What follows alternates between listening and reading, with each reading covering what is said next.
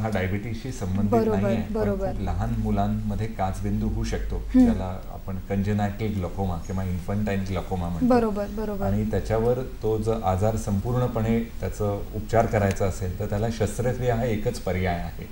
म्हणजे त्याच्यात आपण औषधं दिली तर ते फक्त एक तात्पुरतं आपण त्याच्यावर हे करू शकतो इलाज. त्याच्यावर जर त्यांना कायमस्वरूपी इलाज हवा असेल तर त्यांनी मग ऑपरेशन करून घ्यावे. तर लातूरमध्ये बरेच मोठे दवाखाने आहेत आणि बरेच चांगले डॉक्टर आहेत, ते त्यांना नक्कीच त्यांचं मार्गदर्शन. मला वाटतं देवानंदजी तुम्ही डॉक्टरांच्या मार्गदर्शनाखाली आणि हे उत्तर घेऊन नक्कीच कुठल्या तरी चांगल्या डॉक्टरांना तुमच्या नातवाला दाखवू शकता. डॉक्टर सांबारे, मला तुम्हाला असं विचारायचं आहे की आपण जो आता एक व्हिडिओ बघितला की हळूहळू दृष्टी कशी आपली खराब होत जाते आणि अगदीच संपूर्णपणे डॅमेज झाल्यावरती कसं होतं, तर ह्या सगळ्यावरती उपचार प्रक्रिया नक्की कुठल्या कुठल्या आहेत? या सर्वांवरती उपाय आहेत, पण मुख्य म्हणजे डायबिटीस कंट्रोल ठेवणे, म्हणजे रेटिनोपॅथी होणे पण आपण टाळू शकतो किंवा काही काळानंतर रेटिनोपॅथी होऊ शकते, आपण त्याला पुढे ढकलू शकतो. नंतर त्याच्यासाठी रेटिनोपॅथीमध्ये आपण लेझरचा उपचार करतो किंवा डोळ्याच्या आत म्हणजे विट्रियसमध्ये इंजेक्शन्स देतो, किंवा फारच डोळ्यामध्ये जर जाळं जमलं असेल विट्रियसमध्ये किंवा असे थर आलेले असतील तर आपण विट्रेक्टमी हे अशी सर्जरी करतो, ज्याच्या योगे विट्रियस काढून टाकतो, म्हणजे रेटिनापर्यंत किरण पोचू शकतात आणि दृष्टी सुधरू शकेल. पण मुख्य म्हणजे डायबिटीस कंट्रोल करणे हे सर्वात चांगला उपाय आहे. बरोबर, अगदी बरोबर. मी त्याच्या संदर्भातही तुम्हाला काही प्रश्न विचारणार आहे, पण तत्पूर्वी डॉक्टर होलानी मला तुम्हाला असं विचारायचं की आपण मगाशी जे रेटिनावरती होणारे परिणाम जाणून घेतले, तर हे परिणामांचं निदान किंवा आपल्याला हा परिणाम होतोय ह्यासाठी कुठल्या प्रकारच्या तपासण्या कराव्या लागतात? बेसिकली यासाठी ज्या तपासण्या आहेत त्या 3 बेसिक तपासण्यामध्ये हे होतं. एक तर पडद्याचा फोटो घेतला जातो, त्याला कलर फोटो म्हणून म्हणतो. तो ॲक्च्युली पेशंट एज्युकेशनसाठी आणि डॉक्युमेंटेशन म्हणून पण होतो की अगोदर मला वाटतं इथे आपण चित्रात सुद्धा बघू शकतो की कशा पद्धतीने हे दिसतंय. ते अगोदर हे जे तुम्ही बघत आहात एक कलर फोटो आहे की अगोदर काय परिणाम आहेत आणि नंतर उपचार केल्यानंतर काय परिणाम होतात. त्यानंतर सेकंड जे आहे ते फ्लोरोसिन एन्जिओग्राफी म्हणून असते. यामध्ये हातातल्या शिरेमध्ये इंजेक्शन देऊन फ्लोरोसिन नावाची डाई आपण पुश करतो. मग त्यानंतर डोळ्याच्या पडद्याचे फोटो घेतो. त्यामध्ये ही जी फ्लोरोसिन नावाची डाई आहे ती शरीरातील पूर्ण रक्तवाहिन्यांमधून जाते आणि त्यानुसार डोळ्यामध्ये जिथे जिथे रक्तस्राव झालेला असतो, जिथे जिथे सुजन आलेली असते, तर ते आपल्याला निष्कर्षास येते की इथे सुजन आलेली आहे. जसं आपण परत एकदा बघूयात की हा फोटो तेच दर्शवतो. फ्लोरोसिन एन्जिओग्राम म्हणतात त्याला, की जिथे जास्ती व्हाईट आहे म्हणजे जिथे दर्शवलेलं आहे की लिकेज जास्ती झालेला आहे, तिथं नवीन रक्तवाहिन्या तयार झालेल्या आहेत, तर ह्या पुढे चलून जास्ती डॅमेज करतात. तसेच जे काळे काळे हिस्से आहेत तर ते म्हणतात असं दर्शवतात की तिथे रक्तपुरवठा कमी आहे, ते पण नुकसानदायक असतं. आणि अजून एक तिसरी आणि अतिमहत्त्वाची आजकालच्या नवीन ह्यामध्ये जी आहे ती म्हणजे की OCT म्हणतात त्याला, ऑप्टिकल कोहरन्स टोमोग्राफी. यामध्ये जो आपला पडदा असतो त्या पडद्याचे सगळे लेयर्स चांगल्या पद्धतीने आपल्याला दिसतात. अतिशय सूक्ष्म जरी सुजन आली असेल, काही बदलाव झालेले असतील तर ते सुद्धा यामध्ये दिसून येतात. आणि हे सगळे नवीन जे उपचार जे तपासण्या वगैरे आहेत त्या सध्या आहेत. बरोबर. मला ह्याच्याशी निगडीत तुम्हाला एक प्रश्न विचारायचा आहे की ह्याच्यासाठी जे काही साहित्य वापरलं जातं किंवा जे काही प्रकारची फ्लुइड्स तुम्ही वापरले जातात म्हणला, तर ह्याचा काही दुष्परिणाम सुद्धा होऊ शकतो का कधी? बरोबर आहे. तर पेशंट सुद्धा हेच विचारतात की जेव्हा डॉक्टर सांगतात की ही तपासणी तुम्हाला परत करावी लागेल किंवा ही तपासणी करावी लागेल पहिल्यांदा सुद्धा, तर पेशंट सुद्धा प्रश्न त्यांच्या मनामध्ये प्रश्न निर्माण होत असेल की यामुळे काही मला त्रास वगैरे होत असेल का काही. तर कलर फोटोमुळे आणि OCT मुळे तर काही त्रास होत नाही सहसा, फक्त थोडेसे किरण पडतात तर तात्पुरते 1-2 सेकंदासाठी थोड्याशा तेज किरणांमुळे त्रास होतो. पण फ्लोरोसिन एन्जिओग्राफी ही जे तपासणी करतात तर त्यासाठी जर त्यांना किडनीमध्ये काही त्रास नसेल तर हे त्यांनी अगोदर डॉक्टरांना सांगायला हवं की मला किडनीचा पण त्रास आहे, डायबेटिक नेफ्रोपॅथी जे म्हणतात, तर त्यामध्ये ही तपासणी सहसा टाळतात. आणि परत ज्या गरोदर महिला आहेत त्यामध्ये सुद्धा ही फ्लोरोसिन एन्जिओग्राफी तपासणी टाळतात.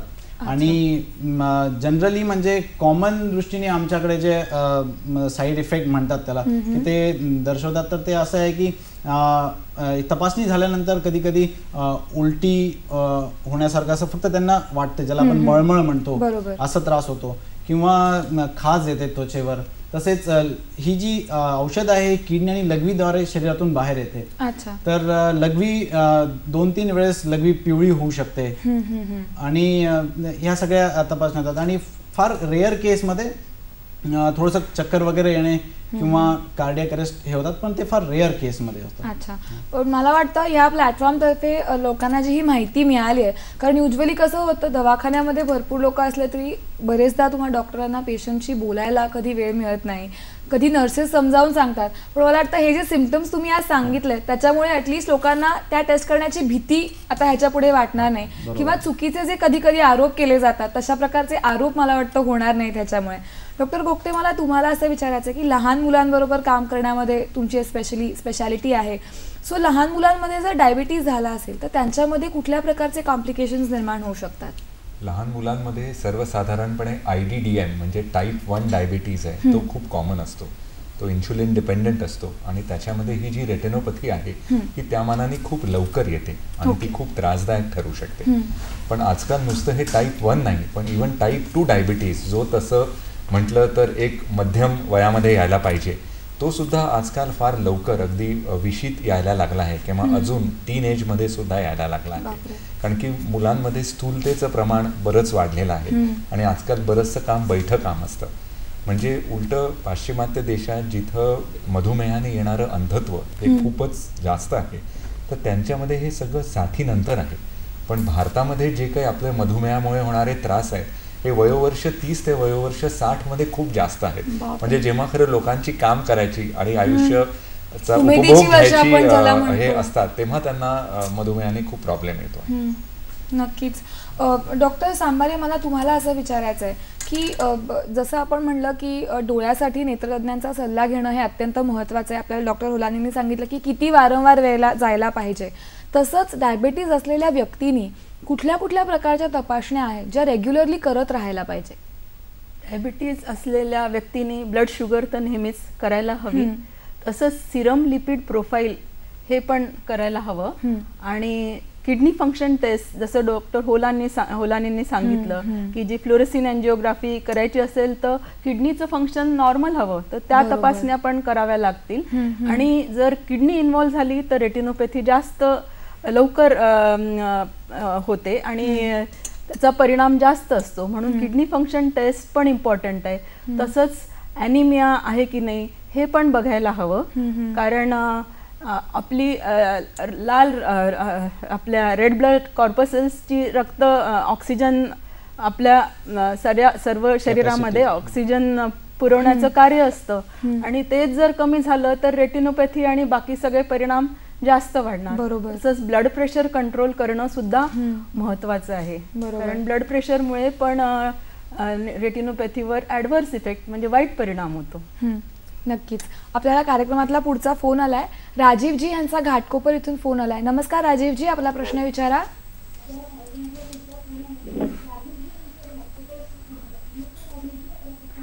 नमस्कार मॅडम, मी राजीव भांगावकर बोलतोय. हा, माझा प्रश्न असा आहे की माझं ऑपरेशन उजव्या डोळ्याचं कॅटरॅक्टचं 10 वर्षापूर्वी झालं होतं. बर. अनफॉर्च्युनेटली लेन्स मला 2 वेळा बदलावी लागली. एका वेळेत माझं 3 वेळा ऑपरेशन झालं. बर. तर मला आता अशी भीती वाटते की मी डायबिटीज टाईप 2 पेशंट आहे, तर माझ्या डाव्या डोळ्याचं काय होईल आणि मला डोळ्याचं परत ऑपरेशन होऊ नये उजव्याची इंट्राक्युलर लेन्स टाकलेली आहे, मिसफिट झाली म्हणून मोनोफोकल टाकली आहे. मी डावा डोळा दाखवायची मला भीती वाटते. मी काय करू असं सरांना आणि मॅडमला प्रश्न आहे. नक्कीच नक्कीच. यस, कोण सांगू शकतं आपल्याला? साहेब, तुम्ही तुमचं एक तर डोळा कुठल्या तरी डॉक्टरांना दाखवा, डोळ्याच्या चांगल्या सिनियर डॉक्टरांना दाखवा. आणि दुर्दैवाने तुमच्या पहिल्या जेव्हा उजव्या डोळ्याचं ऑपरेशन झालं तेव्हा 3 वेळा ऑपरेशन करायला लागलं तुम्ही सांगता. पण कसं आहे, 10 वर्षापूर्वी तसं तंत्रज्ञान आता 10 वर्षात खूप बदललं आहे, खूप प्रगत झालं आहे. आता जी इंट्रॉक्युलर लेन्सेस घालतात त्यांचे खूप चांगले प्रकार आहेत. पण गेल्या वेळेस जर तुम्ही मोनोफोकल लेन्स घातली असेल आणि तुम्हाला डायबिटीज असेल तर यावेळेस सुद्धा मोनोफोकल लेन्सच डोळ्यात घालून घ्या. आणि मोतीबिंदू शस्त्रक्रियेत 99.9% तर मोतीबिंदू शस्त्रक्रियेत प्रॉब्लेम येत नाही. आता दुर्दैवाने आपण त्या हजारातल्या 1 किंवा 2 व्यक्तीमधले निघालात, पण एका डोळ्याला असा त्रास झाला म्हणून दुसऱ्याला होईलच असं नाही. नक्की दाखवा. डॉक्टर होलानी तुम्ही काय यावर मला थोडंसं यांना सांगायचं म्हणजे की तुम्ही ऑपरेशन करण्यापूर्वी सुद्धा एकदा जे पडद्याचे डॉक्टर आहेत किंवा ज्यांच्याकडे तुम्ही ऑपरेशन करणार आहात त्यांच्याकडनं एकदा पूर्ण पडद्याची तपासणी करा. म्हणजे जर सोबत जर पडद्यावर जर काही इजा झालेली असेल डायबिटीजमुळे तर अगोदर त्याची ट्रीटमेंट करावी आणि त्यानंतर तुम्ही मोतीबिंदूचे ऑपरेशन करावे. कारण की नाहीतर परत तुम्हाला असं वाटू नये की माझ्या डोळ्याला दुसरं काही झालंय मोतीबिंदूचे ऑपरेशन झाल्यामुळे. तर डायबिटीज कंट्रोलमध्ये ठेवणे आणि एकदा पडद्याची तपासणी करणे ही पण एक जरुरी बाब आहे यामध्ये. नक्कीच. डॉक्टर होलानी मला पुढचा प्रश्न तुम्हालाच विचारायचा आहे की आपण लहान मुलांबद्दल बोललो की त्यांच्यामध्ये डायबिटीज असेल तर काय परिणाम होऊ शकतात. तसंच गर्भवती स्त्रियांना डायबिटीज असेल आणि ॲट द सेम टाइम त्यांना रेटिनोपॅथी झाली तर ह्याचा त्यांच्यावरती काय परिणाम होऊ शकतो. अगदी बरोबर आहे. तर यामध्ये पहिली गोष्ट म्हणजे की जर त्यांना माहिती आहे की डायबिटीज आहे, त्यांना जर गर्भधारण करायचं असेल तर अगोदर त्यांनी एकदा पडद्याची तपासणी करून घ्यायला हवी, डोळ्याची तपासणी करून घ्यायला हवी. यामध्ये असं असतं की जर सुरुवातीलाच तुमची डायबिटीज अनकंट्रोल्ड आहे आणि पडद्यावर पण फार जास्ती परिणाम झाला आहे तर पुढे पूर्ण 9 महिन्यामध्ये अजून जास्तीत जास्त प्रभाव होऊन नुकसान वाढू शकतं यामध्ये. तर अगोदर तुम्ही त्याची ट्रीटमेंट किंवा त्याचा सल्ला घ्या, मग नंतर तुम्ही गर्भधारणेचा विचार करा. आणि जर मीन व्हाईल म्हणजे इन बिटवीन जर हा त्रास झाला, कधी कधी प्रेग्नन्सी मुळे पण डायबिटीज वाढू शकतो, डायबिटीजची लेवल वाढू शकते. जर शेवटच्या 3 महिन्यांमध्ये जर त्रास झाला असेल की यामध्ये असं होऊ शकतं की कमी दिसणे, वारंवार चष्म्याचा नंबर बदलणे, तर यामध्ये काही जास्ती घाबरण्याची बाब नसते. कारण की शेवटच्या 3 महिन्यांमध्ये एकदा डॉक्टरांना दाखवून घ्या डोळ्याच्या आणि जशी तुमची प्रेग्नन्सी होते त्यानंतर आपोआप हे डायबिटीज जे झालेले हे आहेत ते ठीक होऊन जातात प्रेग्नन्सी झाल्याबरोबर. नक्कीच. प्रेक्षक हो, आपण ही चर्चा अशीच चालू ठेवणार आहोत, पण तत्पूर्वी आपण घेणार आहोत एक छोटीशी विश्रांती. नेत्रदानाची अपूर्व शक्ती असेल केवळ तुमच्या हाती. अंधारलेल्या त्यांच्या जगती प्रकाशाचे लक्षदीप उजळती. अर्पण करूया नेत्रज्योती, अपूर्व नेत्रदानाची कीर्ती. अपूर्व नेत्रदानाची कीर्ती. चला करूया नेत्रदानाचा निर्धार, डोळ्यांनी जग पाहण्याचे स्वप्न साकार. विश्रांतीनंतर आपल्या सर्वांचं पुन्हा एकदा स्वागत. आपण डॉक्टर गोगटे, डॉक्टर सांबारे आणि डॉक्टर होलानी यांच्याशी मधुमेह ह्याचा दृष्टीपटलावर होणारा परिणाम ह्या विषयावरती चर्चा करत आहोत. जसं मी तुम्हाला पूर्वी सांगितलं तसं की कार्यक्रमाच्या शेवटी आपण डॉक्टरांचे नंबर्स देणार आहोत, त्याच्यामुळे तुमच्याकडे कागद आणि पेन तयार ठेवा म्हणजे तुम्हाला डॉक्टरांचे नंबर्स टिपून घेता येतील. डॉक्टर गोगटे, मला तुम्हाला असं विचारायचं आहे की साधारण किती टक्के रुग्णांमध्ये ह्या रेटिनावरती परिणाम झालेला आढळतो आणि त्यांचं काय भविष्य काय असतं पुढे? एक संशोधन भारतातलं आणि परदेशातलंही दाखवतं की जवळजवळ एक 25 ते 40% ज्यांना मधुमेह आहे त्यांना मागच्या पडद्यावर रेटिनावर कुठला तरी आजार किंवा कुठला तरी त्रास असतो. जसं जसं आपलं डायबिटीज बरोबर जितके वर्ष जास्त मधुमेह तितके वर्ष रेटिनोपॅथी व्हायचा चान्स जास्त. जवळजवळ एक 20 वर्ष समजा कोणाला डायबिटीज असेल तर 20 वर्ष डायबिटीज असलेल्या 95% लोकांना कुठला ना कुठला तरी रेटिनाचा आजार, कुठली तरी रेटिनोपॅथी असते. सो पेशंटचं वय बघण्यापेक्षा त्यांचं जे डायबिटीजचं वय आहे ते महत्त्वाचं.